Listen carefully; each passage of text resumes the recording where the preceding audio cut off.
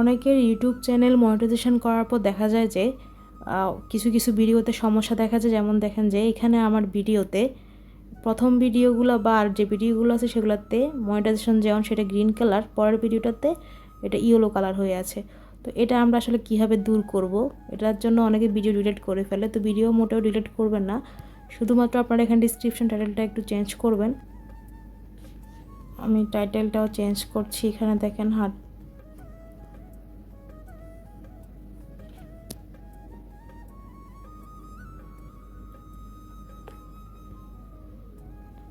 এরপর আমি সেম টাইটেলটাকে আবার কপি করে আমার ডিসক্রিপশানে দিব এবং কি ডিসক্রিপশানে কিছু চেঞ্জ করব লেখা, সেটা আমি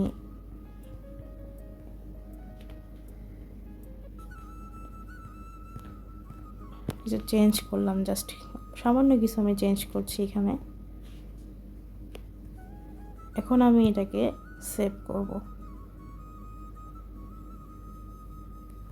এখন আমি এটা একটু রিফ্রেশ দিব। দেখতে পাচ্ছেন যে আমার মনিটাইজেশন লেখাটা যেটা ইয়েলো ছিল সেটা এখন গ্রিন কালার হয়ে গেছে, অর্থাৎ আমার ভিডিওতে এখন আর কোনো সমস্যা নেই। যে দেখতে পাচ্ছেন এটা কিন্তু এতক্ষণ ইয়েলো ছিল, বাট এখন কিন্তু এটা গ্রিন কালার হয়ে গেছে।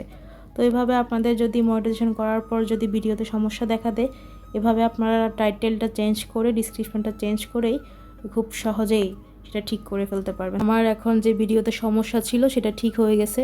তো আরেকটা কথা বলে রাখি, আসলে যে ইয়েলো চিহ্নটা উঠে থাকে মনিটাইজেশন অন করার পর, সেটা হচ্ছে মানে তেমন কোনো সমস্যা না, যে এমন থাকলে আপনার চ্যানেলে কোনো প্রবলেম হবে না, শুধুমাত্র আপনার ভিডিওতে অ্যাডগুলো লিমিটেশন করে দেয়।